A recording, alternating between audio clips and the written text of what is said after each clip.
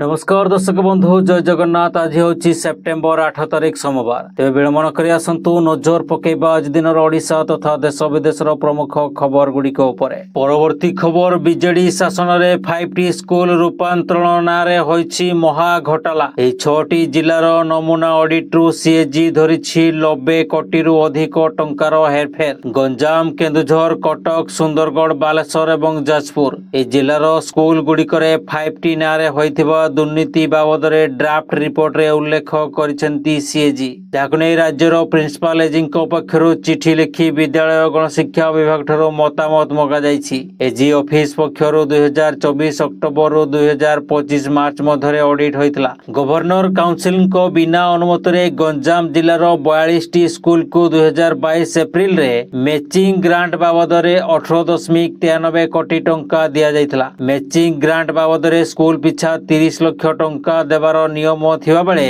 Matching grant बाबदरे school पिछा 30 लक्ष टंका देवार नियम थिबा बेले सेथिरे 33.33 लक्ष टंकार 1 कोटी 6 लक्ष टंका पर्यंत अर्थ दिया जाइछि। गंजाम रे ए बाबदरे अधिक 6.33 कोटी टंका दिया जाइछि। टेंडर न होई किना जाइछि दामी आसबासपत्र एवं उपकरण। ए बाबदरे 31.72 कोटी टंकार अनियमितता होइथिबा धरिछि सीएजी। गणशिक्षा मंत्री कहिसंती दुर्नीति होइथिले तदंत करा जाय दृढ़ कार्यानुष्ठान नियाजिबो। मन इच्छा टंका मंजूर कले मन इच्छा काम कले मन इच्छा लुटिले 5टी स्कूल रे साधारण। दर्शक बंधु चैनल टी को जदि एबे जाय सब्सक्राइब करि नाहंती तेबे सब्सक्राइब करी पाखर थिबा ऑल बेल नोटिफिकेशन आइकन टी को दबाई दियंतु जहा फल रे प्रत्येक दिन सर्वप्रथमे आपण ताजा खबर गुडी को जानि परिबे एवं वीडियो टी आपण केउ जिल्ला रो देखुछंती कमेंट माध्यम रे जणांतु।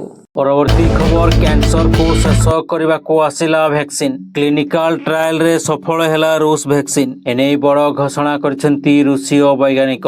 रूस रो संघीय मेडिकल एजेंसी बा एफएमबीए रो मुख्य एही घोषणा करी कहिसंती प्रो क्लिनिकल परीक्षण रे एही टीका सफलता हासिल करछि आ एही टीका व्यवहार पई एबे संपूर्ण प्रस्तुत। एहा एमआरएनए टीका जहा जेनेटिक गठन उपरे आधारित।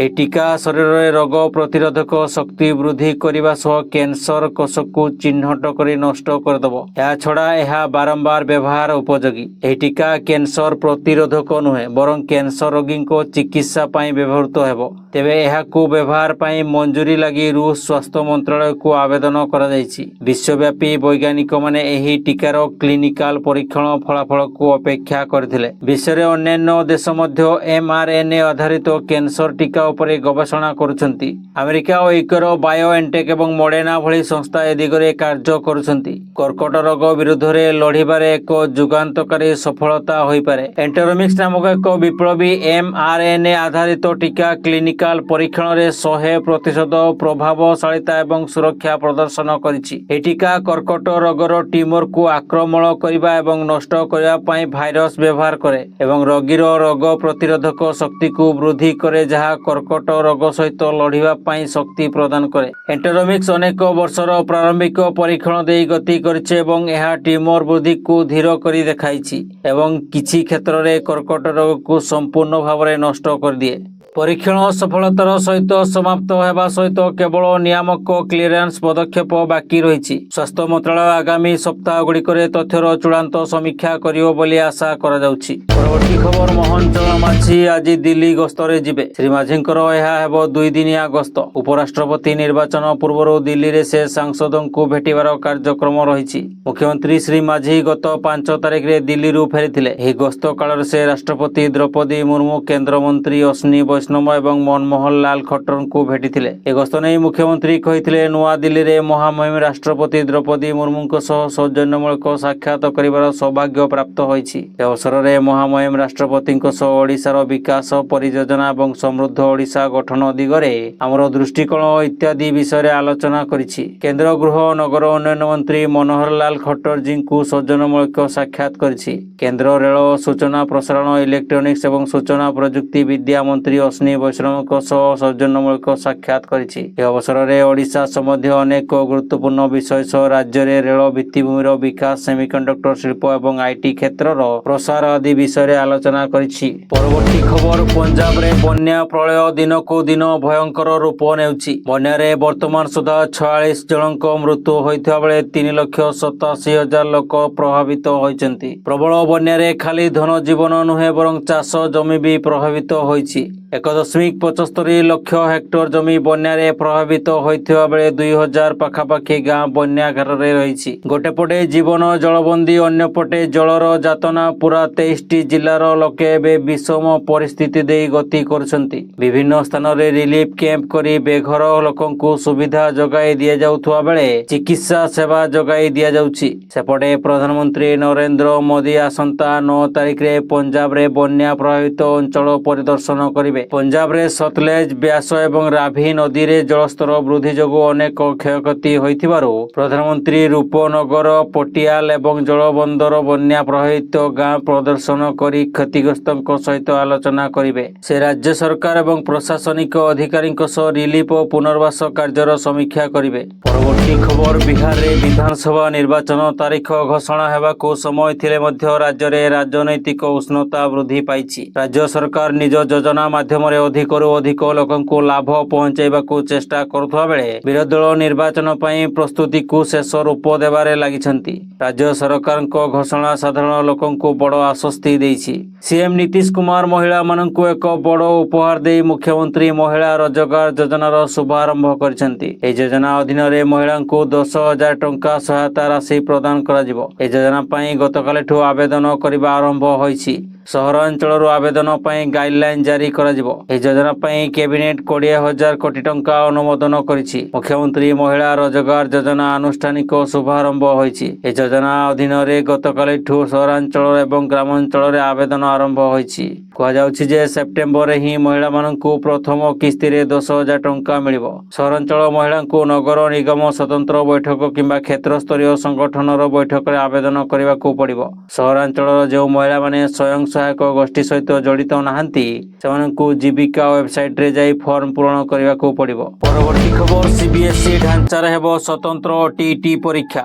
ଦେଶର ଦୁଇ ପ୍ରମୁଖ ପରୀକ୍ଷା ପରିଚାଳନା ସଂସ୍ଥା ସିବିଏସ୍ଇ ଏବଂ କେନ୍ଦ୍ରୀୟ ବିଦ୍ୟାଳୟର ପରୀକ୍ଷା ପରିଚାଳନା ଟେକ୍ନିକ୍ ଅନୁଯାୟୀ ହେବ ସ୍ୱତନ୍ତ୍ର OTET ପରୀକ୍ଷା।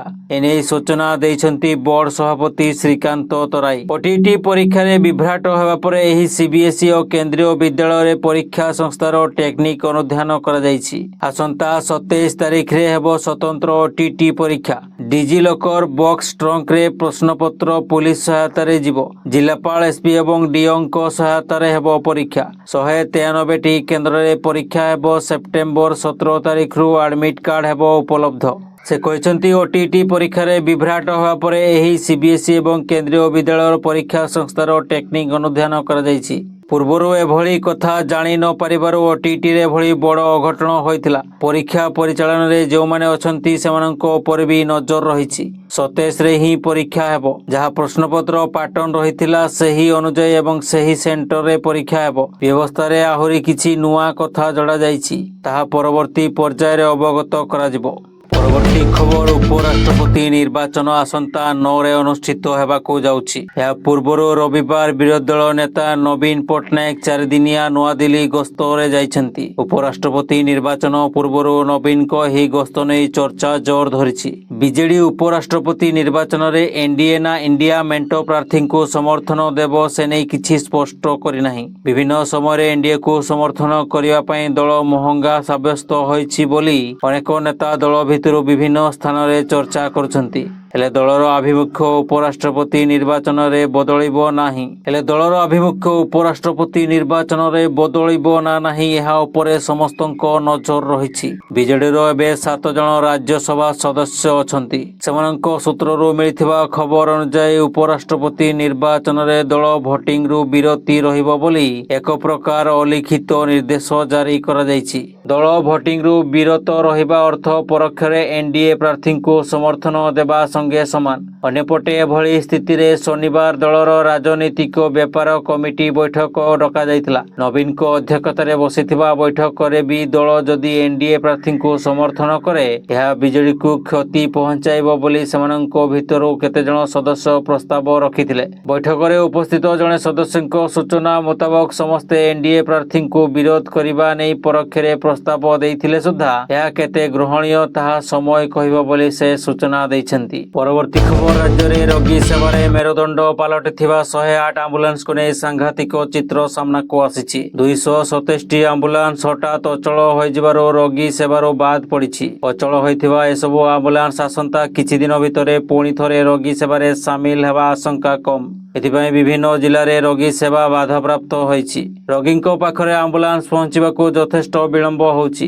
ଆଗକୁ ଏହି ସ୍ଥିତି ଲାଗି ରହିଲେ ରାଜ୍ୟରେ ରୋଗୀ ସେବା ଏକ ପ୍ରକାର ଠପ୍ ହୋଇଯିବ। ରାଜ୍ୟରେ ଏବେ 860ଟି 108 ଆମ୍ବୁଲାନ୍ସ ସେବା ପ୍ରଦାନ କରୁଛି। ଏମଧ୍ୟରୁ 420ଟି ଆମ୍ବୁଲାନ୍ସର ଅବଧି ଗତ ବର୍ଷ ଡିସେମ୍ବର ମାସରୁ ଶେଷ ହୋଇଯାଇଛି। ଏହା ବଦଳରେ ନୂଆ ଆମ୍ବୁଲାନ୍ସ କିଣାଯିବା କଥା। ହେଲେ ସରକାରୀ ସ୍ତରରେ ବର୍ତ୍ତମାନ ସୁଦ୍ଧା ନୂଆ ଆମ୍ବୁଲାନ୍ସ କିଣାଯିବା ନିଷ୍ପତ୍ତି ହୋଇପାରୁନାହିଁ। ମାସ ମାସ ଧରି ତର୍ଜମା ପ୍ରକ୍ରିୟା ଜାରି ରହିଥିବାରୁ ଆମ୍ବୁଲାନ୍ସ କିଣା ବିଳମ୍ବ ହେଉଛି। ଅନ୍ୟପଟେ ଗୋଟିଏ ଆମ୍ବୁଲାନ୍ସ 5 ଲକ୍ଷରୁ ଅଧିକ କିଲୋମିଟର ଚାଲିବା ଏବଂ 5 ବର୍ଷ ଅବଧି ପୂରଣ ହୋଇଥିବାରୁ ଏସବୁ ଆମ୍ବୁଲାନ୍ସ ଆଉ ରୋଗୀ ସେବା ପ୍ରଦାନ ଅବସ୍ଥାରେ ନାହାନ୍ତି। କେଉଁଥିରୁ ପାଣି ଗଳୁଛି ତ ଆଉ କେଉଁଠି ଅଧା ବାଟରେ ବନ୍ଦ ହୋଇଯାଉଛି।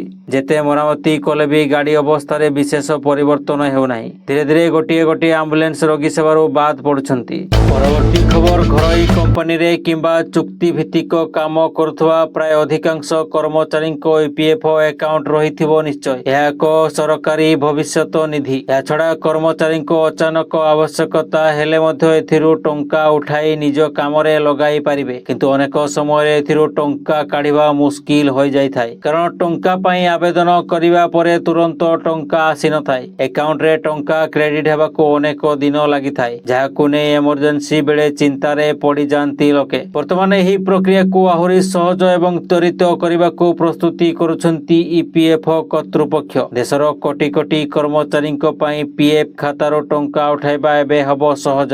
ଚଳିତ ବର୍ଷ ଏଥିରେ ଏକ ବଡ଼ ପରିବର୍ତ୍ତନ ଆସିବାକୁ ଯାଉଛି। କର୍ମଚାରୀ ଭବିଷ୍ୟତ ନିଧି ସଂଗଠନ ଖୁବ୍ ଶୀଘ୍ର ଇପିଏଫ୍ଓ 3.0 ପ୍ଲାଟଫର୍ମ ଲଞ୍ଚ କରିବାକୁ ଯାଉଛି। କର୍ମଚାରୀମାନେ ନିଜ ଖାତାରୁ ଟଙ୍କା ଉଠାଇବା ପାଇଁ ଅନଲାଇନ୍ ଆବେଦନ କରନ୍ତି, କିନ୍ତୁ ଏଥିରେ ସମୟ ଲାଗିଥାଏ। ଇପିଏଫ୍ଓ 3.0 ଆସିଲେ କର୍ମଚାରୀଙ୍କ ପାଇଁ ପିଏଫ୍ ଉଠାଇବା ପ୍ରକ୍ରିୟା ଖୁବ୍ ସରଳ ହେବ। ଏଥିରେ କର୍ମଚାରୀମାନେ ନିଜର ୟୁଏଏନ୍ ନମ୍ବରକୁ ଆଧାର ସହିତ ଲିଙ୍କ କରିବା ପରେ ଏଟିଏମ୍ରୁ ସିଧାସଳଖ ଟଙ୍କା ଉଠାଇ ପାରିବେ। ଏଥିପାଇଁ ଇପିଏଫ୍ଓ ତରଫରୁ ଏକ ଅଲଗା ଏଟିଏମ୍ କାର୍ଡ ଜାରି କରାଯିବ, ଯାହାକୁ ଇପିଏଫ୍ଓ ୱିଥଡ୍ରଲ୍ କାର୍ଡ କୁହାଯିବ।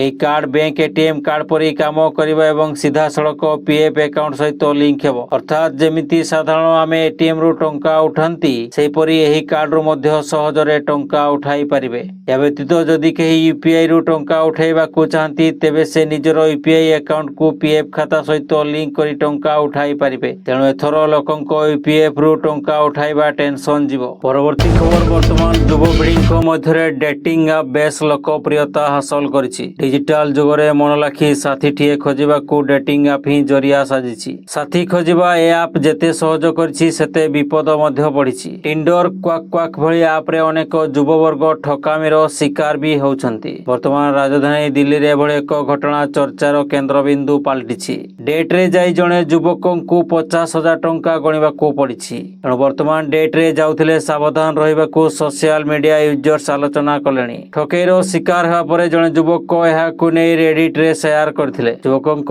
ସୋସିଆଲ ମିଡିଆ ପୋଷ୍ଟ ଭାଇରାଲ ହେବା ପରେ ଏହାକୁ ନେଇ ଅନେକ ଲୋକ ରିଆକ୍ଟ କରିଛନ୍ତି। ଯୁବକ ଜଣକ ନିଜ ସୋସିଆଲ ମିଡିଆ ପୋଷ୍ଟରେ କହିଛନ୍ତି ଯେ ଟିଣ୍ଡର ଆପ୍ ଜରିଆରେ ସେ ଜଣେ ଯୁବତୀଙ୍କ ସହ ତାଙ୍କ ପରିଚୟ ହୋଇଥିଲା। କିଛି ଦିନ କଥାବାର୍ତ୍ତା ହେବା ପରେ ଉଭୟ ପରସ୍ପରକୁ ଭେଟିବାକୁ ସ୍ଥିର କଲେ। ଯୁବତୀଙ୍କ କହିବା ମୁତାବକ ସ୍ଥାନୀୟ ଏକ କାଫେରେ ଉଭୟ ଭେଟିବାକୁ ନିଷ୍ପତ୍ତି ନେଇଥିଲେ। ଏ କାଫେଟି ଦିଲ୍ଲୀର କଡ଼କଡ଼ଡୁମା ଅଞ୍ଚଳରେ ରହିଛି, ଯେଉଁଠି ଠକେଇର ଶିକାର ପାଲଟିଥିଲେ ଯୁବକ ଜଣକ। ୟୁଜର ଜଣକ କହିଛନ୍ତି ଯେ ଯୁବତୀଙ୍କୁ ଭେଟିଥିଲେ ସତ, କିନ୍ତୁ ଏହା ଏକ ଠକେଇର ଟ୍ରାପ୍ ଥିଲା। କାରଣ କାଫେରେ ୱେଟର ଜଣକ ତାଙ୍କୁ ଠିକ୍ ତରିକାରେ ମେନୁ ଦେଖାଉନଥିଲେ। ଯୁବକ ଜଣକ ଅଭିଯୋଗ କରିଛନ୍ତି ଯେ ମେନୁ ଦେଖାଇବା ବଦଳରେ କାଫେରେ ତାଙ୍କୁ ମହଙ୍ଗା ଖାଇବା ପରସି ଦିଆଗଲା। ଏହାପରେ ଯୁବକଙ୍କୁ 50,000 ଟଙ୍କାର ବିଲ୍ ଧରାଇ ଦିଆଗଲା। ବାଧ୍ୟ ହୋଇ ଶେଷରେ ଯୁବକ ଜଣକ 50,000 ଟଙ୍କା ବିଲ୍ ଦେଇ ଘରକୁ ଫେରିଛନ୍ତି। ଯୁବକଙ୍କ ସହ ଏଭଳି ଏକ ଘଟଣା ପରେ ଯେଉଁମାନେ ବି ଅନଲାଇନ୍ ଡେଟିଂ ଆପ୍ ଜରିଆରେ ଡେଟ୍ ଯାଉଛନ୍ତି ସେମାନଙ୍କୁ ସାବଧାନ ରହିବାକୁ କହିଛନ୍ତି। ବିଶେଷ କରି ଯଦି କେହି ଯୁବତୀ ବା ଯୁବକ ଅଜଣା କାଫେ କିମ୍ବା ରେଷ୍ଟୁରାଣ୍ଟ ଦେଖା କରିବାକୁ ଡାକିଲେ ବିଶେଷ ଧ୍ୟାନ ଦିଅନ୍ତୁ।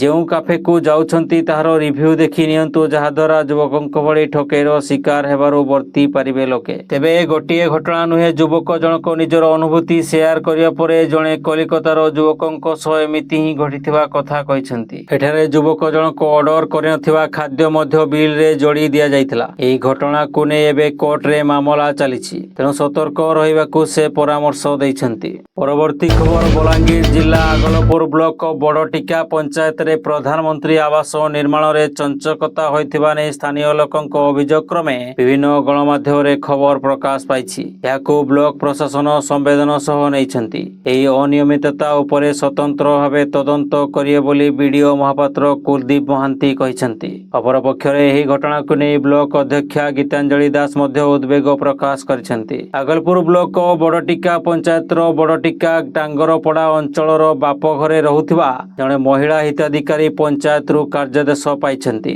ଏକ ପୁରୁଣା ଘରକୁ ମରାମତି କରି ବିଲ୍ ହଡପ ପାଇଁ ମଧୁସା ଚାଲିଥିବା ସ୍ଥାନୀୟ ଲୋକେ ଅଭିଯୋଗ କରିଛନ୍ତି। ସମ୍ପୃକ୍ତ ମହିଳା ଜଣକ ସ୍ୱାମୀଙ୍କ ଦେହାନ୍ତ ପରେ ଲଇସିଙ୍ଗା ବ୍ଲକ ଘୁଙ୍ଗି ଗ୍ରାମରେ ଥିବାବେଳେ 4 ବର୍ଷ ପୂର୍ବେ ସେଠାକାର ପ୍ରଶାସନ ପକ୍ଷରୁ ଏକ ଆବାସ ଘର ହାତେଇଥିବା ନେଇ ଅଭିଯୋଗ ହୋଇଛି। ବଡ଼ଟିକା ପଞ୍ଚାୟତ ଟାଙ୍ଗରପଡ଼ାରେ ଗୋଟିଏ ଘରକୁ ଦେଖାଇ ଏକାଧିକ ହିତାଧିକାରୀ ସରକାରୀ ଅନୁଦାନ ଆତ୍ମସାତ କରିଥିବା ନେଇ ସାଂଘାତିକ ଅଭିଯୋଗ କରିଛନ୍ତି ଗ୍ରାମବାସୀ। ପରବର୍ତ୍ତୀ ଖବର, ବ୍ରିଟେନ ସିପିଏସ୍ କ୍ରାଉନ ପ୍ରସିକ୍ୟୁସନ ସର୍ଭିସର ଏକ ପ୍ରତିନିଧି ମଣ୍ଡଳ କିଛି ଦିନ ତଳେ ଦିଲ୍ଲୀର ତିହାଡ଼ ଜେଲ୍ ପରିଦର୍ଶନ କରିଛନ୍ତି। ଏହାର ଉଦ୍ଦେଶ୍ୟ ଜେଲର ସ୍ଥିତିକୁ ଆକଳନ କରିବା। କାରଣ ଭାବେ କୁହାଯାଇଛି କି ଖୁବ୍ ଶୀଘ୍ର ଭାରତ ଫେରିପାରନ୍ତି ପଳାତକ ବିଜୟ ମାଲ୍ୟା ଏବଂ ନୀରବ ମୋଦି। ତେଣୁ ସେମାନେ ଭାରତ ଫେରିବା ପରେ ସେମାନଙ୍କୁ ତିହାର ଜେଲରେ ରଖାଯିବ। ଏନେଇ ଜେଲର ବ୍ୟବସ୍ଥା ସମ୍ପର୍କରେ ଏହି ପ୍ରତିନିଧି ମଣ୍ଡଳୀ ଅନୁଧ୍ୟାନ କରିଛନ୍ତି। କିଛି ଦିନ ତଳେ ବ୍ରିଟେନ ଅଦାଲତ ତରଫରୁ ତିହାର ଜେଲର ସ୍ଥିତିକୁ ନେଇ ଅନେକ ମାମଲାରେ ଭାରତକୁ ପ୍ରତ୍ୟାର୍ପଣ ଆବେଦନ ଖାରଜ କରାଯାଇଥିଲା।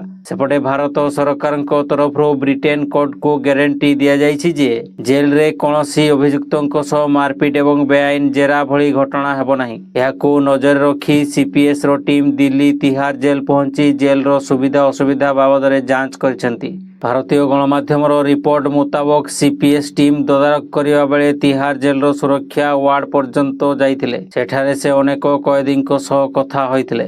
ଏହି କ୍ରମରେ ଜେଲର ଅଧିକାରୀମାନେ ସିପିଏସ୍ ଟିମ୍କୁ ଭରସା ଦେଇଥିଲେ କି ଜେଲ ପରିସରରେ ନୀରବ ମୋଦି ଏବଂ ବିଜୟ ମାଲ୍ୟା ଭଳି ହାଇ ପ୍ରୋଫାଇଲ ଅଭିଯୁକ୍ତଙ୍କ ସୁରକ୍ଷାକୁ ନଜରରେ ରଖି ଆବଶ୍ୟକ ପଡ଼ିଲେ ସ୍ୱତନ୍ତ୍ର କୋଠରୀ ବି ପ୍ରସ୍ତୁତ କରାଯିବ।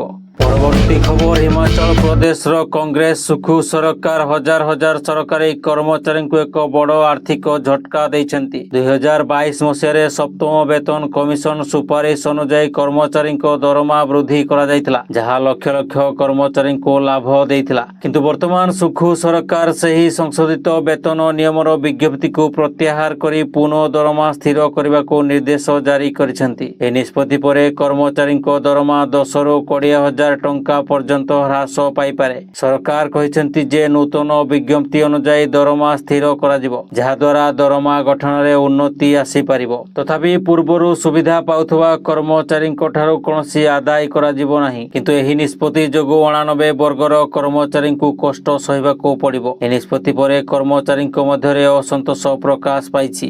ସଚିବାଳୟ ସେବା କର୍ମଚାରୀ ସଂଗଠନ ଏହି ନିଷ୍ପତ୍ତିର ତୁରନ୍ତ ପୁନର୍ବିଚାର କରିବାକୁ ଦାବି କରିଛି।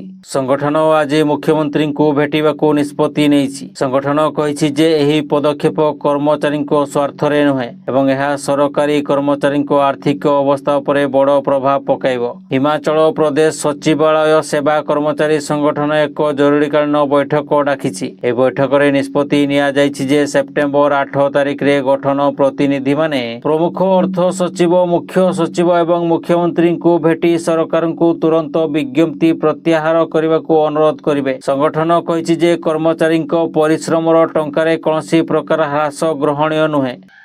পরবর্তী খবর ইউক্রেনর রাষ্ট্রপতি ভ্লাদিমির জেলেন্সকি মସ୍କୋରେ ରୁଷ ରାଷ୍ଟ୍ରପତି ଭ୍ଲାଦିମିର ପୁତିନଙ୍କୁ ଭେଟିବାକୁ ମନା କରିଦେଇଛନ୍ତି। ଜେଲେନ୍ସ୍କି ଏକ ସାକ୍ଷାତରେ କହିଛନ୍ତି, ମୁଁ ଆତଙ୍କବାଦୀଙ୍କ ରାଜଧାନୀକୁ ଯିବି ନାହିଁ କାରଣ ୟୁକ୍ରେନ ପ୍ରତିଦିନ କ୍ଷେପଣାସ୍ତ୍ର ଆକ୍ରମଣର ସମ୍ମୁଖୀନ ହେଉଛି। ପୁତିନ ବୈଠକ ପାଇଁ କିଭ୍ ଆସିପାରିବେ। ଜେଲେନ୍ସ୍କି କହିଛନ୍ତି ଯେ ମସ୍କୋରେ ଆଲୋଚନା ପ୍ରସ୍ତାବ ଦେବା ରୁଷ ଶାନ୍ତି ଆଲୋଚନାରେ ଆଗ୍ରହୀ ନୁହେଁ ବୋଲି ସୂଚିତ କରୁଛି। ଆମେରିକା ରାଷ୍ଟ୍ରପତି ଡୋନାଲ୍ଡ ଟ୍ରମ୍ପ ଜେଲେନ୍ସ୍କି ଏବଂ ପୁତିନଙ୍କ ମଧ୍ୟରେ ମୁହାଁମୁହିଁ ଆଲୋଚନା ପାଇଁ ଚାପ ପକାଉଛନ୍ତି। ଏଥିପାଇଁ ପୁତିନ ଏବଂ ଟ୍ରମ୍ପ ଗତ ମାସରେ ଆଲାସ୍କାରେ ସାକ୍ଷାତ କରିଥିଲେ। ଏପରି ଭାରତ ମଧ୍ୟ ଆଲୋଚନାକୁ ସମର୍ଥନ କରୁଛି ଏବଂ ବିବାଦର କୂଟନୈତିକ ସମାଧାନ ବାହାର କରିବା ଉପରେ ଗୁରୁତ୍ୱ ଦେଉଛି। ସୂଚନା ଅନୁସାରେ ରୁଷ ୟୁକ୍ରେନର ରାଜଧାନୀ କିଭ୍ ଉପରେ ରାତିସାରା ଆକ୍ରମଣ କରିଛି, ଯେଉଁଥିରେ ଜଣେ ନବଜାତ ଶିଶୁ ସମେତ 3 ଜଣଙ୍କର ମୃତ୍ୟୁ ଘଟିଛି ଏବଂ ଅନ୍ୟ 18 ଜଣ ଆହତ ହୋଇଛନ୍ତି। ରାଜଧାନୀରେ ସରକାରୀ ମୁଖ୍ୟାଳୟ ସମେତ ଅନେକ କୋଠାକୁ ନିଆଁ ଲଗାଇ ଦିଆଯାଇଛି। କିଭ୍ର ମେୟର ଭିଟାଲି କ୍ଲିଟ୍ସ୍କୋ କହିଛନ୍ତି ଯେ ପ୍ରଥମେ ସହର ଉପରେ ଡ୍ରୋନ୍ ଆକ୍ରମଣର ଆରମ୍ଭ ହୋଇଥିଲା ଏବଂ ପରେ ମିସାଇଲ୍ ଆକ୍ରମଣ କରାଯାଇଥିଲା। ୟୁକ୍ରେନର ପ୍ରଧାନମନ୍ତ୍ରୀ ୟୁଲିଆ ସ୍ୱିରିଡେଙ୍କୋ କହିଛନ୍ତି ଯେ ଯୁଦ୍ଧ ସମୟରେ ପ୍ରଥମ ଥର ପାଇଁ ଶତ୍ରୁ ଆକ୍ରମଣରେ ୟୁକ୍ରେନ ସରକାରଙ୍କ ମୁଖ୍ୟ କୋଠା କ୍ଷତିଗ୍ରସ୍ତ ହୋଇଛି। ୟୁକ୍ରେନର ବାୟୁସେନା କହିଛି ଯେ ରୁଷ ରାତିସାରା ୟୁକ୍ରେନ ଉପରେ 805 ଡ୍ରୋନ୍ ଏବଂ 13 ମିସାଇଲ୍ ମାଡ଼ କରିଛି। କ୍ଲିଟ୍ସ୍କୋ ଟେଲିଗ୍ରାମ ମେସେଜିଂ ଆପ୍ରେ କହିଛନ୍ତି ଯେ ଡ୍ରୋନ୍ ଆକ୍ରମଣରେ ଏକ ଶିଶୁ ଏବଂ ଜଣେ ଯୁବତୀଙ୍କର ମୃତ୍ୟୁ ଘଟିଛି। ଏହା ଜଣେ ଗର୍ଭବତୀ ମହିଳାଙ୍କ ସମେତ 5 ଜଣ ଡାକ୍ତରଖାନାରେ ଭର୍ତ୍ତି ହୋଇଛନ୍ତି। ଡ୍ରୋନ୍ର ଭଗ୍ନାଶେଷ ଖସି ପଡ଼ିବା ଯୋଗୁଁ ଏକ 16 ମହଲା ଆପାର୍ଟମେଣ୍ଟ ଏବଂ 2ଟି 9 ମହଲା କୋଠାରେ ମଧ୍ୟ ନିଆଁ ଲାଗିଯାଇଥିଲା। ଜରୁରୀକାଳୀନ ଅଧିକାରୀଙ୍କ ଦ୍ୱାରା ସୋସିଆଲ ମିଡିଆରେ ପୋଷ୍ଟ କରାଯାଇଥିବା ଫଟୋଗୁଡ଼ିକରେ ଆପାର୍ଟମେଣ୍ଟ କୋଠାରୁ ଧୂଆଁ ବାହାରୁଥିବା ଦେଖିବାକୁ ମିଳିଛି। କିଛି ମହଲା ଭୁଶୁଡ଼ି ପଡ଼ିଛି ଏବଂ ସାମ୍ନା ଭାଗ ବହୁତ କ୍ଷତିଗ୍ରସ୍ତ ହୋଇଛି। ଟୋକାଚେଙ୍କୋ ଟେଲିଗ୍ରାମରେ କହିଛନ୍ତି ଯେ ରୁଷ ଜାଣିଶୁଣି ନାଗରିକଙ୍କୁ ଟାର୍ଗେଟ କରି ଆକ୍ରମଣ କରୁଛି। ପରବର୍ତ୍ତୀ ଖବର ଭାରତୀୟ କ୍ରିକେଟ ଦଳର ପୂର୍ବତନ ଅଧିନାୟକ MS ଧୋନି ଏକ ନୂଆ ଭିଡିଓରେ ଆକ୍ସନ ମୋଡରେ ନଜର ଆସିଛନ୍ତି। ସୋସିଆଲ ମିଡିଆରେ ଭାଇରାଲ ଏହି ଭିଡିଓରେ ଧୋନି ଅଭିନେତା ଆର୍ ମାଧବନଙ୍କ ସହ ଦେଖା ଦେଇଛନ୍ତି। ଟିଜରରେ ଧୋନି କମାଣ୍ଡୋ ୟୁନିଫର୍ମରେ କଳା ଚଷମା ପିନ୍ଧି ଶତ୍ରୁଙ୍କ ଉପରେ ଗୁଳି ବର୍ଷା କରୁଥିବା ଦୃଶ୍ୟ ଫ୍ୟାନମାନଙ୍କୁ ଚକିତ କରିଛି। ଆର୍ ମାଧବନ ଇନଷ୍ଟାଗ୍ରାମରେ ଏହି ଟିଜର ସେୟାର କରି ଲେଖିଛନ୍ତି, ଏକ ମିଶନ 2 ସାହସୀ ରୋମାଞ୍ଚକର ଟାର୍ଗେଟ ପାଇଁ ପ୍ରସ୍ତୁତ। ଧୋନିଙ୍କୁ କୁଲ୍ ହେଡ୍ ଏବଂ ମାଧବନଙ୍କୁ ରୋମାଣ୍ଟିକ ଟାସ୍କ ଫୋର୍ସ ଅଫିସର ଭାବେ ଉପସ୍ଥାପନ କରାଯାଇଛି। ଏହା ଫିଲ୍ମ, ୱେବ୍ ସିରିଜ ନା ବଡ଼ ବିଜ୍ଞାପନ ତାହା ସ୍ପଷ୍ଟ ହୋଇନାହିଁ, ଯାହା ରହସ୍ୟ ବଜାୟ ରହିଛି। ଫ୍ୟାନମାନେ ଉତ୍ସାହିତ ହୋଇ କମେଣ୍ଟ କରିଛନ୍ତି, ଥାଲା କ'ଣ ଏବେ ହିରୋ ହୋଇଗଲେ? ଜଣେ ଲେଖିଛନ୍ତି, ମଇଦାନରେ ଫିନିଶର ଥିବା ଧୋନି ଏବେ ପରଦାରେ ଆକ୍ସନ ହିରୋ। ଏହା ପୂର୍ବରୁ ଧୋନି ତାମିଲ ଫିଲ୍ମ ଗାଟୋରେ ଛୋଟ ଭୂମିକାରେ ଦେଖା ଦେଇଥିଲେ, କିନ୍ତୁ ଏତେ ବଡ଼ ଭୂମିକାରେ ଏହା ତାଙ୍କର ପ୍ରଥମ ପ୍ରୟାସ। ଟିଜର କମିଂ ସୁନ୍ ଲେଖା ସହ ଫ୍ୟାନମାନେ ଏହି ଫିଲ୍ମ ନା ସିରିଜ ଜାଣିବାକୁ ଅପେକ୍ଷା କରିଛନ୍ତି। ପରବର୍ତ୍ତୀ ଖବର, ରାଜ୍ୟ ସରକାର ଜନସାଧାରଣଙ୍କ ଅଭିଯୋଗଗୁଡ଼ିକର ପ୍ରତ୍ୟକ୍ଷ ଶୁଣାଣି କରୁଛନ୍ତି। ଏହି କ୍ରମେ ସେମାନଙ୍କ ସୁବିଧା ଅସୁବିଧା ବୁଝିବା ପାଇଁ ଆବଶ୍ୟକ ହେଲେ ବିଭିନ୍ନ ଜିଲ୍ଲାରେ କ୍ୟାବିନେଟ ବୈଠକ କରାଯିବ ବୋଲି ସମ୍ବଲପୁରରେ ରାଜ୍ୟସ୍ତରୀୟ ନୂଆଖାଇ ଭେଟଘାଟ ଅବସରରେ ମୁଖ୍ୟମନ୍ତ୍ରୀ ମୋହନ ଚରଣ ମାଝୀ କହିଛନ୍ତି। ନୂଆଖାଇ ଉତ୍ସବ ଚାଷୀଙ୍କ ପରିଶ୍ରମର ଫଳସ୍ୱରୂପ, ତେଣୁ ରାଜ୍ୟ ସରକାର ଚାଷୀଙ୍କ ଆୟ ବହୁଗୁଣିତ କରିବା ଲକ୍ଷ୍ୟରେ ପ୍ରତିବଦ୍ଧ। ତେଣୁ ସମ୍ବଲପୁରର ଐତିହାସିକ ସ୍ୱାଧୀନତା ସଂଗ୍ରାମୀ ପୀଠ, ଖଣ୍ଡା ସମେତ ଅନ୍ୟାନ୍ୟ ସଂଗ୍ରାମ ପୀଠର ଉନ୍ନତିକରଣ ପାଇଁ ରାଜ୍ୟ ସରକାର ପଦକ୍ଷେପ ଗ୍ରହଣ କରିବେ। କେବଳ ସମ୍ବଲପୁରର ନୁହେଁ, ପଶ୍ଚିମ ଓଡ଼ିଶାର ପ୍ରତ୍ୟେକ ଜିଲ୍ଲାର ସ୍ୱତନ୍ତ୍ର ବୈଶିଷ୍ଟ୍ୟ ରହିଛି। କେବଳ ଓଡ଼ିଶାରୁ ପଶ୍ଚିମ ଓଡ଼ିଶା ପର୍ଯ୍ୟନ୍ତ ପାରାଦୀପ, ଚୌଦ୍ୱାର, ଢେଙ୍କାନାଳ, ଅନୁଗୁଳ ସହିତ ସମ୍ବଲପୁର, ଝାରସୁଗୁଡ଼ା, ସୁନ୍ଦରଗଡ଼, ରାଉରକେଲାକୁ ସଂଯୋଗ କରି ଏକ ସମୃଦ୍ଧ ଶିଳ୍ପ କରିଡର କରିବାକୁ ନିଷ୍ପତ୍ତି ନିଆଯାଇଛି। ସେହିପରି ପଶ୍ଚିମ ଓଡ଼ିଶାର ଆଭ୍ୟନ୍ତରୀଣ ଅଞ୍ଚଳରେ ଏକ ସ୍ୱତନ୍ତ୍ର ପର୍ଯ୍ୟଟନ କ୍ଷେତ୍ର ବିକଶିତ କରିବାକୁ ଯୋଜନା କରୁଛୁ। ଏଥିରେ ହୀରାକୁଦ ଜଳଭଣ୍ଡାର, ସୌନ୍ଦର୍ଯ୍ୟଭରା ଦେବ୍ରିଗଡ଼ ଅଭୟାରଣ୍ୟ, ନିକଟବର୍ତ୍ତୀ ସମ୍ବଲପୁର ସହର ଏବଂ ମା ସମଲେଇଙ୍କ ମନ୍ଦିରର ବିକାଶ କରିବାକୁ ପଦକ୍ଷେପ ଗ୍ରହଣ କରାଯାଇଛି। ବଲାଙ୍ଗୀର ଜିଲ୍ଲାର ହରିଶଙ୍କର ଏବଂ ବରଗଡ଼ ଜିଲ୍ଲାର ନୃସିଂହନାଥ ପୀଠକୁ ମଧ୍ୟ ସ୍ୱତନ୍ତ୍ର ଭାବରେ ବିକଶିତ କରାଯିବ ବୋଲି ମୁଖ୍ୟମନ୍ତ୍ରୀ ମୋହନ ଚରଣ ମାଝୀ କହିଥିଲେ। ପରବର୍ତ୍ତୀ ଖବର, ଜାପାନ ପ୍ରଧାନମନ୍ତ୍ରୀ ଶିଗେରୁ ଇଶିବାଙ୍କ ଇସ୍ତଫା। ଗତ ଜୁଲାଇରେ ହୋଇଥିବା ସଂସଦ ନିର୍ବାଚନରେ ଦଳର ଶୋଚନୀୟ ପରାଜୟ ପରେ ସେ ପ୍ରଧାନମନ୍ତ୍ରୀ ପଦରୁ ଇସ୍ତଫା ଦେଇଛନ୍ତି। ଗତ ବର୍ଷ ଅକ୍ଟୋବରରେ ଦାୟିତ୍ୱ ନେବା ପରଠାରୁ ଇଶିବା ଦଳ ଭିତରେ ଥିବା ଦକ୍ଷିଣପନ୍ଥୀ ଗୋଷ୍ଠୀଙ୍କଠାରୁ ତୀବ୍ର ବିରୋଧର ସମ୍ମୁଖୀନ ହୋଇ ଆସୁଥିଲେ। ନିର୍ବାଚନରେ ପରାଜୟ ନିଷ୍ପତ୍ତିକୁ ନେଇ ତାଙ୍କ ଦଳ ଲିବେରାଲ ଡେମୋକ୍ରାଟିକ ପାର୍ଟି ଭିତରୁ ତାଙ୍କୁ ବିରୋଧ କରାଯାଉଥିଲା। ଆମେରିକା ପକ୍ଷରୁ ଲାଗୁ ହୋଇଥିବା ଟାରିଫ ଏବଂ ଏହାର ଅର୍ଥନୈତିକ ପ୍ରଭାବ ସମ୍ପର୍କରେ ସେ ସ୍ୱର ଉତ୍ତୋଳନ କରି ଆସୁଥିଲେ। ଏହା ସହ ଦର ବୃଦ୍ଧି ଏବଂ ଅନ୍ୟାନ୍ୟ ପ୍ରସଙ୍ଗରେ ସେ ଦଳ ଭିତରୁ ବିରୋଧର ସମ୍ମୁଖୀନ ହୋଇଥିଲେ। ତାଙ୍କ ସ୍ଥାନରେ କାହାକୁ ନିଯୁକ୍ତି ଦିଆଯିବ ସେ ନେଇ ଦଳ ପକ୍ଷରୁ ଖୁବ୍ ଶୀଘ୍ର ନିଷ୍ପତ୍ତି ନିଆଯିବ।